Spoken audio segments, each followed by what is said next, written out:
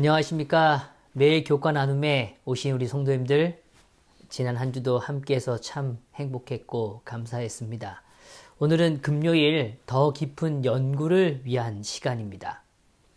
교과에서 제안해주는 토의 내용 중에 열처녀의 비유에 관하여 함께 생각해보고자 합니다. 먼저 기도하고 시작하도록 하겠습니다. 하나님, 이 아침 저희들에게 생명 주셨습니다. 다시 말씀을 펼칩니다. 정말 우리가 이 마지막 시대를 살아가면서 어떠한 삶으로 살아야 할지를 가르쳐 주시고 교훈하여 주시옵소서. 주님, 이 시간 온전히 성령님께서 함께해 주시옵기를 간절히 바라며 사랑 많으신 예수 그리스도의 이름으로 기도드리옵나이다. 아멘. 열 처녀의 비유는 많은 사람들이 잘 알고 있는 내용입니다. 그런데 이 비유 역시 어떻게 해석할 것인가에 따라 그 의미와 이해는 많은 차이를 가져올 수 있죠. 특별히 예언적인 측면에서 이것을 어떻게 이해하는가는 매우 중요한 주제일 것입니다. 교과에서는 두 가지 중요한 질문을 제안해 주고 있어요. 첫 번째는 이 이야기는 마지막 날의 사건에 대하여 우리에게 무엇을 가르쳐 주는가 하는 것입니다. 둘째, 이 비유는 그리스도와 우리 개인의 관계, 그리고 그리스도가 교회와 공동체적으로 관계하는 방식에 대해 어떤 교훈을 주는가 하는 것입니다. 먼저 마태복음 25장에 등장하는 열 처녀의 비유는 다음과 같이 시작하고 있습니다. 그때의 천국은 마치 등을 들고 신랑을 맞으러 나간 열 처녀와 같아 하리니. 여기서 알려주는 그때는 언제입니까? 네, 바로 인자가 다시 올 때를 말해주죠.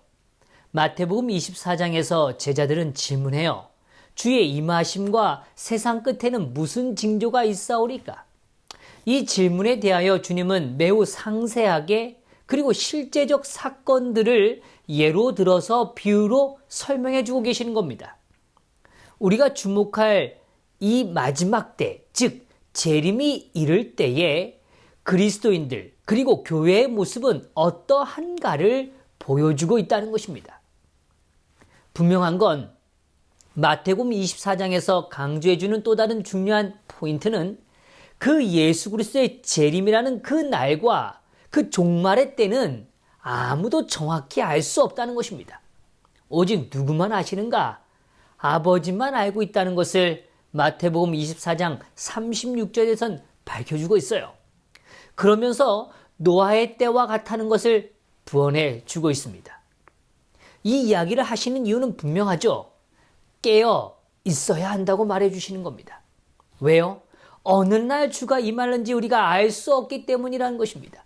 준비해야 한다는 것입니다. 준비하는 자만이 이 축복의 시간을 정말 기쁨으로 맞이할 수 있다는 거죠. 이러한 마태복음 24장의 내용을 기반으로 이제 25장을 시작하며 이때라고 라는 표현하는 시간을 쓰고 있습니다. 그것은 바로 종말의 때를 강조하는 것이고 그때 우리가 어떠한 준비가 필요한지에 대하여 이제는 주님께서 구체적으로 설명해 주고 계시는 겁니다. 누구도 이 준비에 대한 이해가 부족하거나 오해되지 않도록 아주 실제적인 예를 들어 주신 거죠. 우리가 지난 한 주 동안 생각했던 결혼식이라는 매우 실제적인 사건을 통하여 오늘 주님은 예언적 메시지를 담고 계시는 것입니다. 당시 결혼 예식은 신부의 집을 떠나 신랑의 집으로 행하는 행렬의 모습 속에 담겨 있었습니다. 이 행렬의 모습은 밤에 진행되었어요. 그것이 당시의 풍습이기도 합니다. 결혼 행렬의 모습은 정말 멀리서도 그 밤에 밝은 빛을 통하여 확인할 수 있었던 것이죠. 그렇게 신랑의 집으로 향하는 그 초대받는 손님들을 모으고 그 초대받는 손님들과 함께 피로연의 그 축복 속으로 인도하는 장면을 우리는 상상하게 되는 것입니다. 당시의 사람들은 이걸 누구나 이해할 수 있는 이야기였다는 것입니다. 이제 이 비유를 통해서 우리가 주목해야 하는 초점은 아까 잠시 전에 말씀드렸던 것처럼 등을 들고 신랑을 맞으러 나간 열 처녀에 대한 이야기로 옮겨지는 것입니다. 이 열처녀는 두 무리로 나눠진다는 사실을 보여줍니다. 언제 이 무리는 나눠질까요? 신랑이 지체되었을 때입니다. 1시간이 가고 2시간이 지납니다. 기다리는 자들은 피곤해서 잠이 들고 만 것이죠. 밤중이 되었습니다. 그때 부르짖는 소리가 들려옵니다. 졸고 있던 자들이 황급히 일어나 깨어서 그 신랑을 맞을 준비를 하는 것이죠. 횃불을 환히 밝히고 음악에 맞춰서 즐거운 혼례 행렬이 다가오는 것입니다. 신랑의 말소리와 신부의 말소리가 들리는 거죠. 열처녀들은 이제 준비해야 할 때가 됐어요. 근데 문제는 여기에서 발생된 것입니다. 여기 이렇게 표현해 줍니다. 열처녀는 등을 들고 나갈 준비를 했다. 그러나 그중 5처녀는 등잔에 기름을 채우는 일을 등한히 했다. 그들은 그렇게 오래 지체되리라고는 생각지 않았으므로 그러한 비상사태를 위하여 아무런 준비도 하지 않았다. 준비되어 있는 사람과 준비되어 있지 않는 사람으로 나눠지는 것입니다. 이제 그들은 기름을 사러 그 긴급한 시간 속에 그들은 서둘러 그 기름을 사기 위하여 나아갑니다. 근데 그 시간, 혼인 행렬은 지나가 버린 거죠.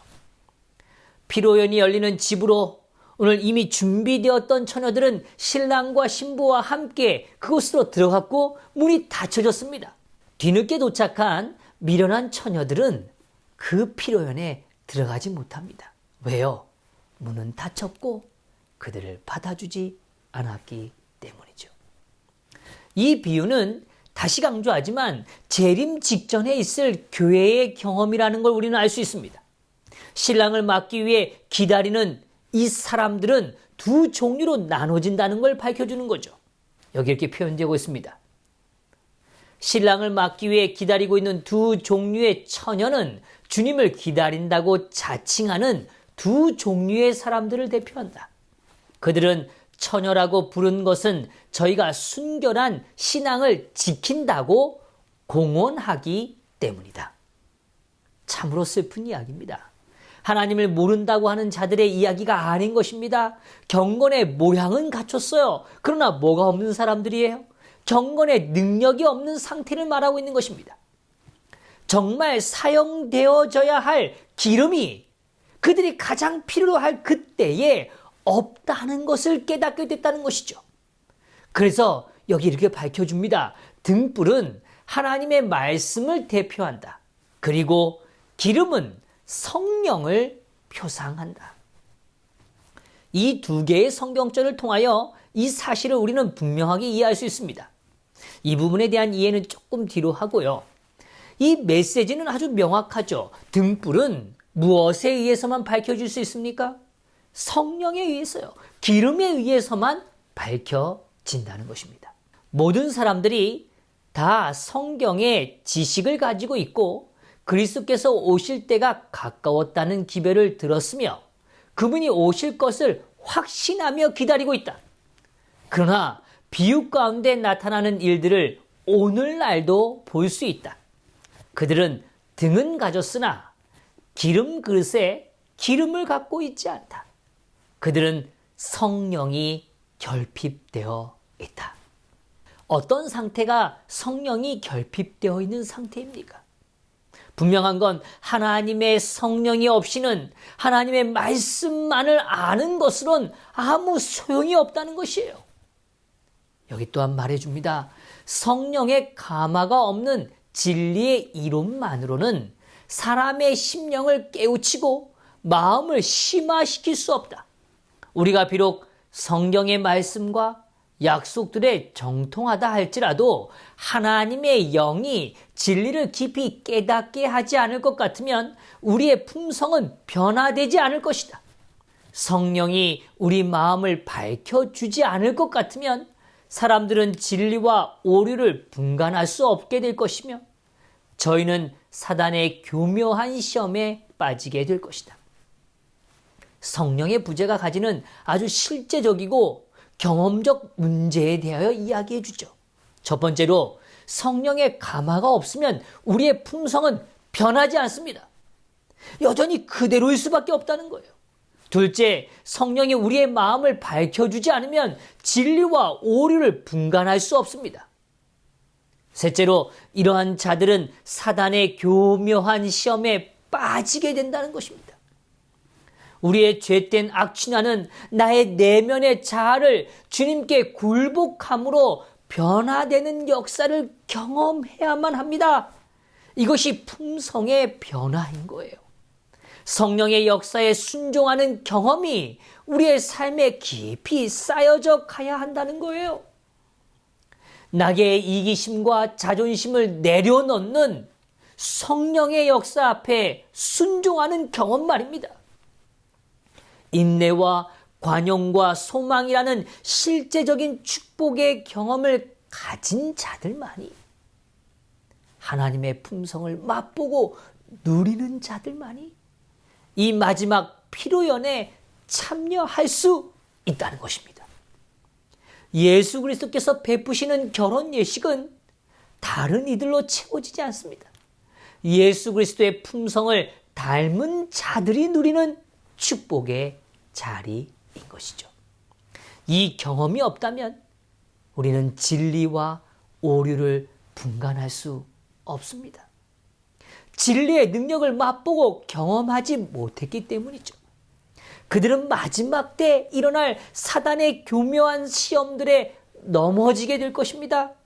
그들의 생각이 빼앗기고 그들의 관심이 무너질 것들에 놓여지게 된다는 것이죠. 우리는 반석 되시는 예수님 위에 떨어져야 해요. 그때 비로소 우리의 옛 성질은 깨뜨려지게 되는 경험을 갖게 되는 것입니다. 말씀의 원칙에 삶으로 반응함으로 실천함으로 오늘 그것이 경험되어지는 축복을 누려야 합니다. 성령이 사람의 마음속에 역사하게 되고 이 역사를 당사자가 갈망하고 동의하게 될 때 그의 안에는 새로운 품성이 심어지게 된다. 성도 여러분, 하나님의 품성을 연구해야 합니다. 이것이 우리가 이 시대에 해야 할 일이에요. 하나님을 의지하는 법을 배우고 경험해야 합니다. 인간의 힘으로 이 땅을 살아가는 일을 포기해야 합니다. 품성은 위기의 때에 나타납니다. 그냥 평범할 땐 나타나지 않아요. 뜻밖의 재난이나 죽음에 직면하게 될 때, 어떤 사태가 발생되어질 때, 그때 우리가 정말 하나님의 약속을 참으로 믿고 있었는지가 드러나게 될 것입니다. 우리의 마음이 그리스도께서 부어주시는 은혜로 채워지게 되기를 간절히 바랍니다. 은혜의 시기란 바로 우리가 은혜를 누리고 강구할 수 있다는 시기라는 거죠. 우리의 옛사람과 싸움이 치열하다고 해서 포기하지 마시고 성령께 굴복함으로 변화를 경험하시게 되기를 간절히 바랍니다. 서론불에 말씀드렸던 내용을 다시 정리하면서 오늘 마치려고 합니다. 이 이야기는 마지막 날의 사건에 대하여 우리에게 무엇을 가르쳐주고 있나요? 네, 분명히 두 무리로 나눠질 것이고 준비된 자와 그렇지 못한 자로 나눠질 거라는 것입니다. 평상시에 준비되었는지는 모른다는 거예요. 언제요? 위기의 때에 분명히 나타날 것이라는 겁니다. 우리의 일상 가운데 위기를 허락하시고 계십니까, 하나님이? 그렇다면 그때 우리의 품성을 돌아보고 준비되어야 될 때라는 것입니다. 둘째로, 이 비유는 그리스도와 우리 개인의 관계, 그리고 그리스도가 교회와 공동체적으로 관계하는 방식에 대하여 어떤 교훈을 주는가 하는 거죠. 네, 바로 우리에겐 더욱 깊은 친밀감의 방식이 필요하다는 것입니다. 하나님이 정말 역사하시는 경험요, 머리로 이해하는 게 아니라 삶으로 맛보는 경험 말입니다. 그걸 통하여 하나님의 품성을 알게 되는 거예요. 교회도 마찬가지죠. 준비되지 못한다면 그분의 품성을 드러낼 수 있는 빛의 역할을 할 수 없게 된다는 것입니다. 주님의 품성에 더 깊은 관심을 갖고 그 품성이 오늘 그리스도인의 한 개인의 삶으로 또 교회 공동체의 모습 속에서 드러나고 실현되기를 간절히 바라십시다.